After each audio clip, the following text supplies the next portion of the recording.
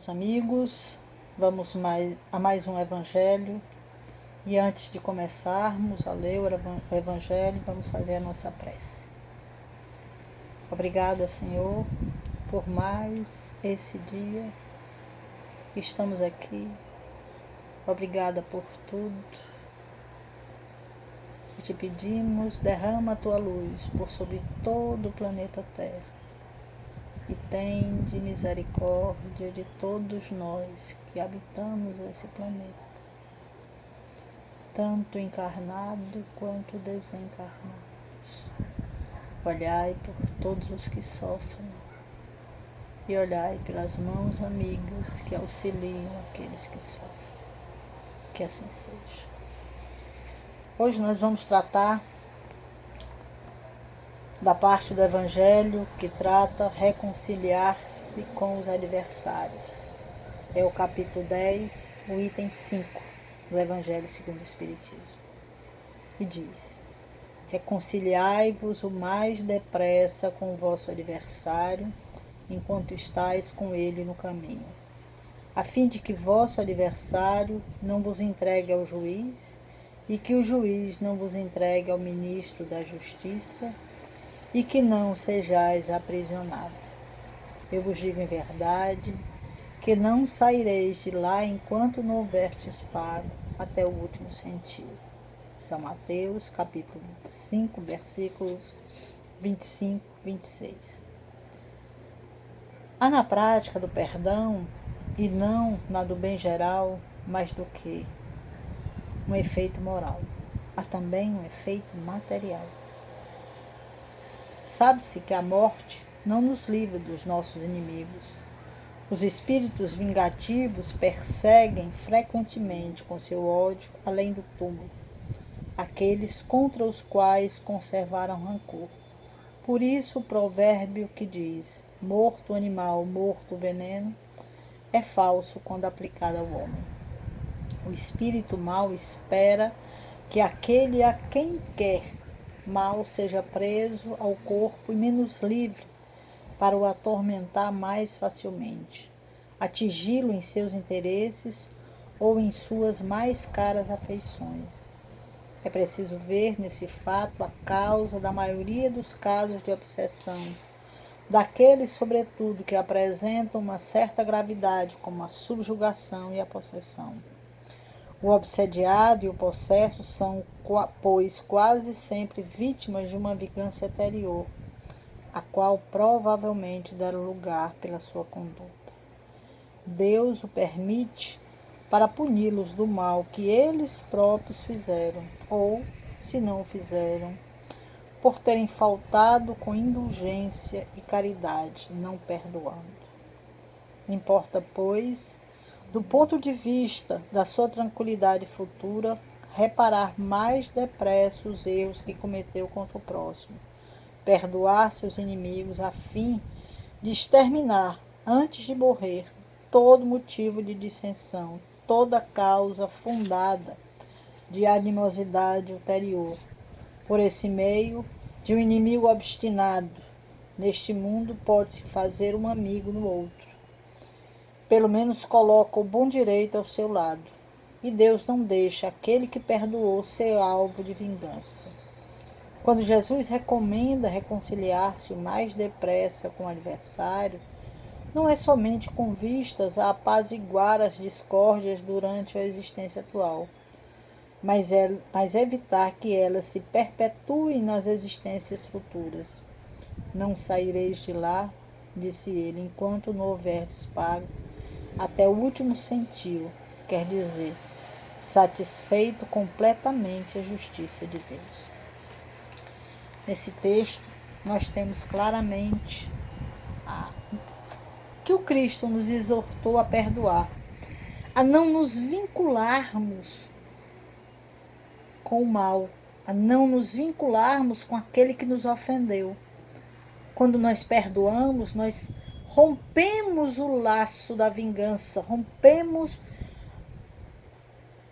a possibilidade de pensarmos em vingança, porque nós nos desligamos daquele mal, do mal, que a gente fez, que aí nós temos que pedir perdão, reconhecer os nossos erros, os erros que cometemos com o próximo.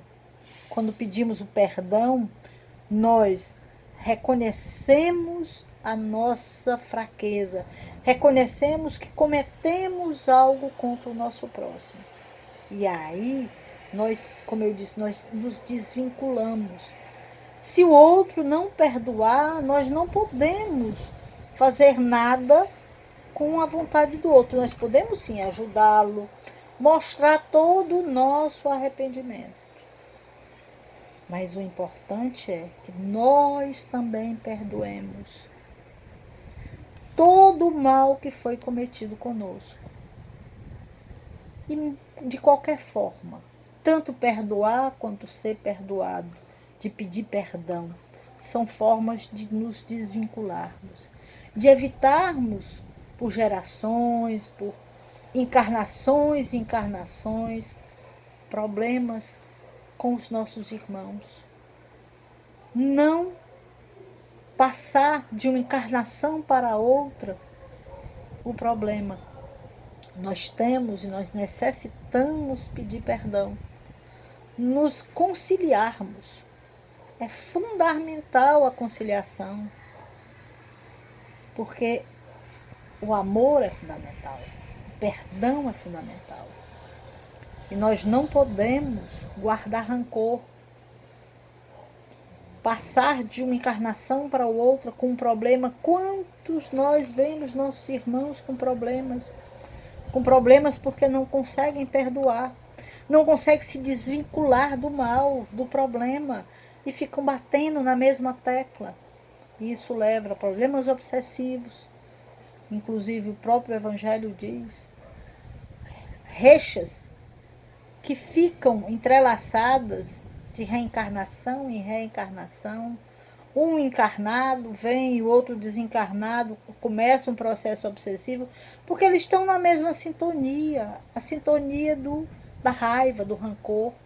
Quando nós criamos o perdão em nossos corações, nós nos desvinculamos dessa sintonia e passamos a vibrar em outra sintonia. E ele diz mesmo, aquele que perdoou e que pediu perdão, Deus não permite que o mal nos aconteça, porque nós mudamos. E essa mudança, esse desvincular-se, é que faz com que a gente cresça, que a gente não deseje o mal. O perdoar não é da boca para fora, perdoar é do coração, é perdoar realmente, é não trazer nenhum rancor, é nos desvincularmos. Eu não canso de dizer, precisamos nos desvincular, mas não é um desvincular com medo de uma represália. Não. É o desvincular do coração, de achar que isso é necessário, de ser natural o perdão, de não guardar rancor, e que mesmo o mal que nos seja feito sistematicamente, nós temos que sistematicamente perdoar. Não é fácil. Por que nós estamos num planeta de provas e expiações? Porque nós estamos aqui para nos provar, para expiar os nossos desentendimentos, os nossos não perdões, para crescermos. Precisamos crescer. E esse crescimento é que faz com que a gente consiga chegar a um patamar maior de vida, certo? Também traz essa mesma questão da conciliação no livro Pão Nosso, do Chico Xavier, pelo Espírito Emmanuel, em seu item 120, na página 253 do livro, da edição de 2018 da FEB, e ele traz o seguinte, no preâmbulo ele fala: concilia-te depressa com teu adversário enquanto estás no caminho com ele, para que não te aconteça que o adversário te entregue ao juiz e o juiz te entregue ao oficial de justiça e te encerre na prisão.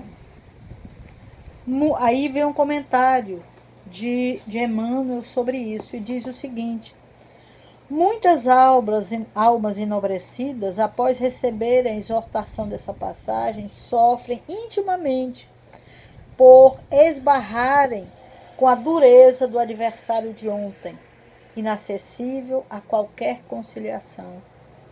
A advertência do mestre, no entanto, é fundamentalmente consoladora para a consciência individual.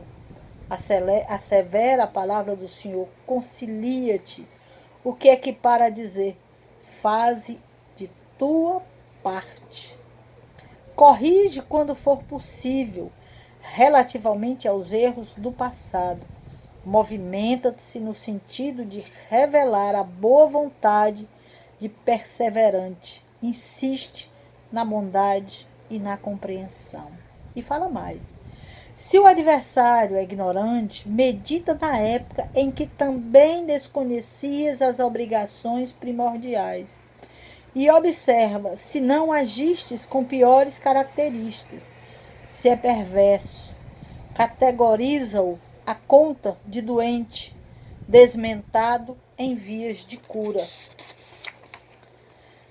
Faze o bem que puderes, enquanto palmilhas os mesmos caminhos, porque se for o inimigo tão implacável que te busque entregar ao juiz de qualquer modo, terás então igualmente provas e testemunhos a apresentar. Um julgamento legítimo inclui todas as peças e somente os espíritos francamente impenetráveis ao bem sofrerão o rigor da extrema justiça. Trabalha, pois, quando seja possível, no capítulo da harmonização, pois o adversário te desdenha os bons desejos. Concilia-te com a própria consciência e espera confiante. Então, é a conciliação também com a consciência. A conciliação de fazer penetrar o bem. Porque só o desejo de reconciliar já é meio caminho. Mesmo que o outro não queira a reconciliação. Mas você tem que fazer a sua parte.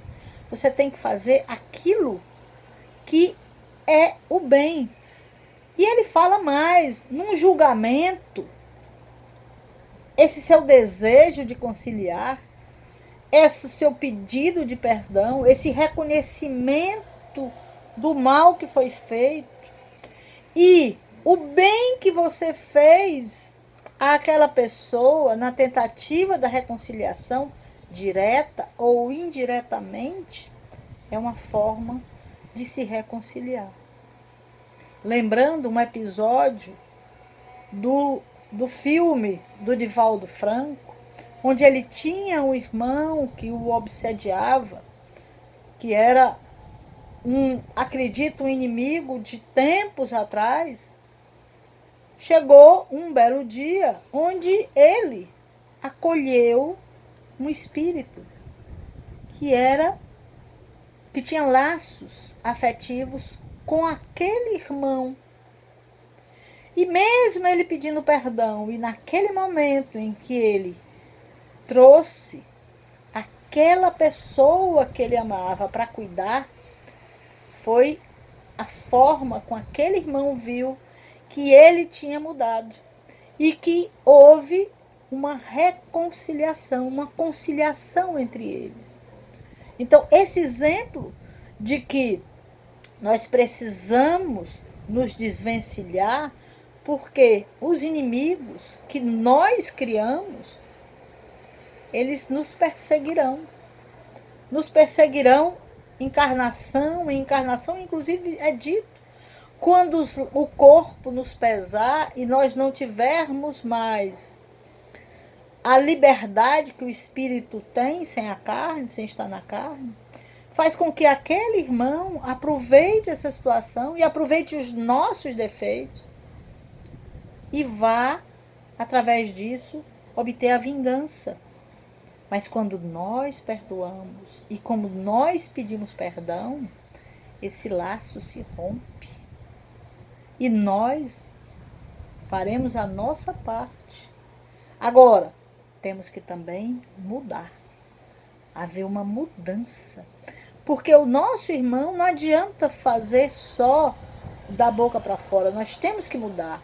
O nosso irmão tem que ver a nossa mudança de perspectiva, de vida e de olhar o outro. E aí entra a caridade, a humildade. Certo? Entra todas essas questões que são importantes para a nossa vida e para a vida dos irmãos que nos cercam. Nós precisamos não levar adiante vinganças. Nós precisamos encontrar o amor, encontrar a convivência pacífica. E no nosso dia a dia, aquele irmão que nos faz o mal, que nos passa, nos xinga, certo? E que nós não revidamos isso, já é uma conquista. Aquele que nos causa algum mal e que nós dizemos, vá em paz, meu irmão. Eu não tenho nada contra ti. Vai e segue o teu caminho. Segue em paz. E não guarda rancor, não deseja mal. Você está mostrando que o mal não entra, não consegue penetrar dentro de você. Você não guarda rancor. Mas aquele que diz que perdoa, meu irmão, mas que no fundo, lá dentro, deseja que o outro não se dê bem, que tipo de perdão é esse? Que tipo de reconciliação? Você perdoar, mas não admitir mais aquele irmão? E ficar sempre colocando o erro em evidência em qualquer oportunidade. Isso não é reconciliar. Então nós precisamos fazer isso enquanto nós estamos juntos no mesmo processo reencarnatório. Muitas vezes, na maioria das vezes, nós somos colocados juntos. O nosso planejamento reencarnatório, nós dizemos, não, eu vou colocar ali para exatamente haver o perdão, haver a conciliação. E isso de situações anteriores. E agora nós, nesse momento da nossa vida, quantas pequenas coisinhas nós não fazemos?